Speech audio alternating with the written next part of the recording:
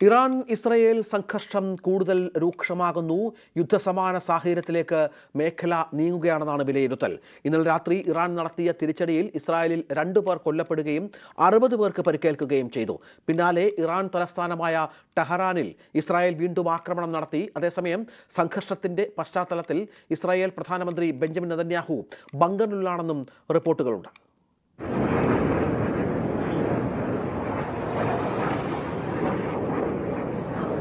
പശ്ചിമേഷ്യയെ ആശങ്കയിലാഴ്ത്തി ഇറാനും ഇസ്രയേലും തമ്മിലുള്ള സംഘർഷം രൂക്ഷമാവുകയാണ്.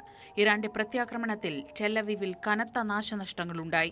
100 കണക്കിന് മിസൈലുകളാണ് ഇസ്രയേൽ ലക്ഷ്യമാക്കി ഇറാൻ വർഷിച്ചത്.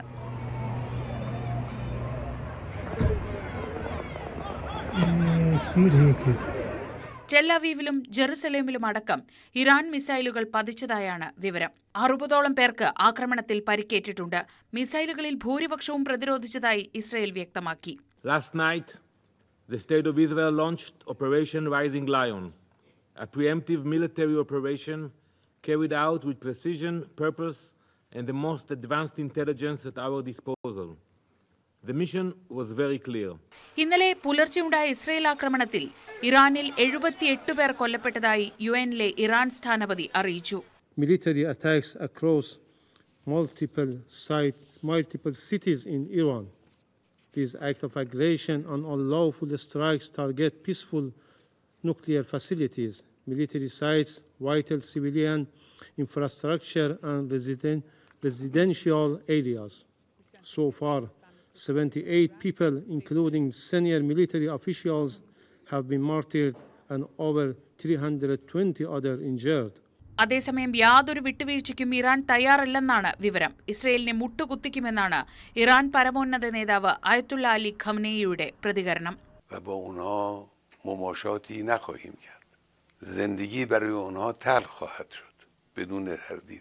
ഇതിനു പിന്നാലെ ഇറാൻ തലസ്ഥാനമായ ടെഹ്റാനിൽ വീണ്ടും ഇസ്രയേൽ ആക്രമണം നടത്തി. ഇറാന്റെ നതാൻസ് ആണവ കേന്ദ്രത്തിന്റെ ഒരു ഭാഗം ഇസ്രയേൽ തകർത്തു. 60% വരെ യുറേനിയം സമ്പുഷ്ടീകരിക്കാൻ ശേഷിയുള്ള ഭാഗമാണിത്. ഇറാനിയൻ ആണവ കേന്ദ്രങ്ങളായ ഫോർദോയിലും ഇസ്ഫഹാനിലും ഇസ്രയേലിന്റെ ആക്രമണമുണ്ടായി. ഇറാനിലെ സഞ്ചാനിലുള്ള ആർമി ബേസിലും ഇസ്രയേൽ ബോംബാക്രമണം നടത്തിയതായി വിവരമുണ്ട്. ഇറാൻ വീണ്ടും ആക്രമിക്കുമെന്ന സൂചനകളുടെ പശ്ചാത്തലത്തിൽ ഇസ്രയേൽ പ്രധാനമന്ത്രി ബെഞ്ചമിൻ നെതന്യാഹുവും പ്രതിരോധ മന്ത്രി ഇസ്രയേൽ കാറ്റ്സും ബങ്കറിലേക്ക് മാറിയെന്നാണ് റിപ്പോർട്ട്. സംഘർഷം രൂക്ഷമായി തുടരുന്നതിനിടെ ഇറാൻ മുന്നറിയിപ്പുമായി അമേരിക്ക രംഗത്തെത്തിയിട്ടുണ്ട്. അമേരിക്കൻ പൗരന്മാരെയോ താവളങ്ങളെയോ അടിസ്ഥാന സൗകര്യങ്ങളെയോ ഇറാൻ ലക്ഷ്യം വെച്ചാൽ അതിന്റെ അനന്തരഫലങ്ങൾ ഭയാനകമായിരിക്കുമെന്നാണ് യുഎസിന്റെ മുന്നറിയിപ്പ്. ഇസ്രയേൽ ആക്രമണം സംബന്ധിച്ച് അമേരിക്കയ്ക്ക് അറിവുണ്ടായിരുന്നെങ്കിലും തങ്ങളുടെ സൈനികർക്ക് അതിൽ യാതൊരു പങ്കുമില്ലെന്ന് യുഎസ് ആവർത്തിക്കുകയും ചെയ്തു. ഇതിനിടെ സമാധാനം നിലനിർത്താനുള്ള പരിശ്രമം ഉണ്ടാവണമെന്ന് യുഎൻ ആവശ്യപ്പെട്ടു. The Secretary General asks both sides to show maximum restraint, avoiding at all costs a descent into deeper conflict, a situation that the region can hardly afford. സ്ഥിതിഗതികൾ രൂക്ഷമായതിനു പിന്നാലെ അറബ് രാഷ്ട്രത്തലവന്മാരും ഇന്ത്യ അടക്കമുള്ള വിവിധ രാജ്യങ്ങളും സമാധാനം പുനഃസ്ഥാപിക്കണമെന്ന ആവശ്യവുമായി രംഗത്തെത്തി. News desk, news 18. MG Mithun ഏറ്റവും പുതിയ വിവരങ്ങളുമായി ചേരുകയാണ്. മിഥുന്, ഇറാന്റെ പ്രത്യാക്രമണമാണ്. അതെപ്പോഴും ഏത് സമയത്ത് വേണമെങ്കിലും അങ്ങനെ സംഭവിക്കും എന്ന് വിചാരിച്ചിരുന്നു. അത് സംഭവിച്ചിരിക്കുന്നു. പക്ഷേ കാര്യമായ കാഷ്വാലിറ്റീസ് ഇല്ല. എന്നാൽ പുതിയ ദൃശ്യങ്ങളനുസരിച്ച് ഇസ്രായേലിൻ്റെ പല ഭാഗങ്ങളിലും നാശനഷ്ടങ്ങൾ കാര്യമായി സംഭവിച്ചിട്ടുണ്ട് എന്നല്ലേ?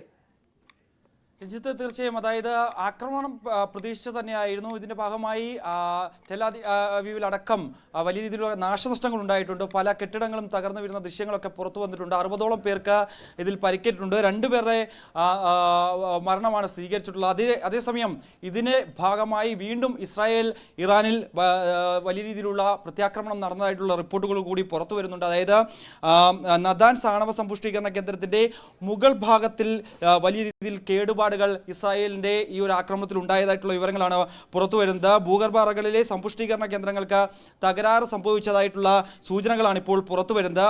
ഒപ്പം തന്നെ ഫോർഡോ, ഇസ്ഫഹാൻ എന്നീ ആണവ സമ്പുഷ്ടീകരണ കേന്ദ്രങ്ങൾ കൂടി ആക്രമിക്കപ്പെട്ടതായിട്ടുള്ള കാര്യങ്ങൾ കൂടി പുറത്തു വരുന്നുണ്ട്. ഇത്തരത്തിൽ ഇറാന്റെ അന്താരാഷ്ട്ര ആണവോർജ്ജ ഏജൻസി തലവൻ റാഫേൽ ഗ്രോസി ഇതുമായി ബന്ധപ്പെട്ട UN സെക്യൂരിറ്റി കൗൺസിലിനെ ഇക്കാര്യം അറിയിച്ചതായിട്ടുള്ള സ്ഥിരീകരണത്തിലേക്ക് കാര്യങ്ങൾ എത്തുകയും ചെയ്യുന്നു. അങ്ങനെ പശ്ചിമേഷ്യ ഒരു യുദ്ധസമാനമായ സാഹചര്യം സാഹചര്യത്തിലേക്ക് നീങ്ങുന്നു എന്നുള്ളത് തന്നെയാണ് നമുക്ക് മനസ്സിലാക്കാൻ സാധിക്കുന്നത്. കൂടാതെ ടെഹ്റാൻ വിമാനത്താവളത്തിലും സമാനമായ രീതിയിലുള്ള ഇസ്രായേലിന്റെ ആക്രമണം ഉണ്ടായിട്ടുണ്ട്. കാരണം നേരത്തെ തന്നെ ഇറാന്റെ ഭാഗത്ത് നിന്ന് വലിയ രീതിയിലുള്ള തിരിച്ചടി ഇസ്രായേൽ പ്രതീക്ഷിച്ചിരുന്നു. ഇതിന്റെ ഭാഗമായി വ്യോമ പ്രതിരോധ സംവിധാനങ്ങളൊക്കെ ഏകോപിപ്പിച്ചുകൊണ്ട് അതിനെ നേരിടാൻ വേണ്ടിയുള്ള തയ്യാറെടുപ്പുകൾ ഇസ്രായേൽ നടത്തിയിരുന്നു. അയൺ ഡോമുകൾ അടക്കം നിർത്തിക്കൊണ്ടുള്ള ഒരു രക്ഷാകവചമായിരുന്നു, ഇത്തരത്തിൽ പ്രതിരോധ കവചമായിരുന്നു ഇസ്രായേൽ തീർത്തത്. പക്ഷേ അതൊക്കെ മറികടന്നുകൊണ്ട് ചില ബാലിസ്റ്റിക് മിസൈലുകളും ഡ്രോണുകളും ഒക്കെ ഇസ്രായേലിന്റെ സെൻട്രൽ ഇസ്രായേൽ ഭാഗത്തും ഒപ്പം തന്നെ ജെറുസലേമിലും ഒക്കെ ടെൽ അവീവിലും ഒക്കെ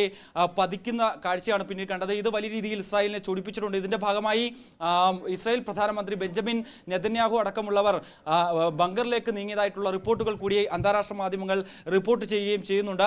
മറ്റൊന്ന്, ഇത് ചൊടിപ്പിച്ചതിന് പിന്നാലെയാണ് വീണ്ടും കൂടുതൽ ആക്രമണം ഇസ്രായേലിന്റെ ഭാഗത്തുനിന്ന് ഉണ്ടായത്. അവിടെയും കനത്ത രീതിയിലുള്ള കഴിഞ്ഞ വെള്ളിയാഴ്ച പുലർച്ചെ ഉണ്ടായ രീതിയിൽ സമാനമായ രീതിയിൽ ഉള്ള ആക്രമണം ടെഹ്റാനിലും മറ്റിടങ്ങളിലേക്ക് കേന്ദ്രീകരിച്ചും ഉണ്ടായതായിട്ടാണ് നമുക്ക് മനസ്സിലാക്കാൻ സാധിക്കുന്നത്. എന്തായാലും സംഘർഷം അതീവ ഗുരുതരാവസ്ഥയിലേക്ക് പോവുകയാണ്.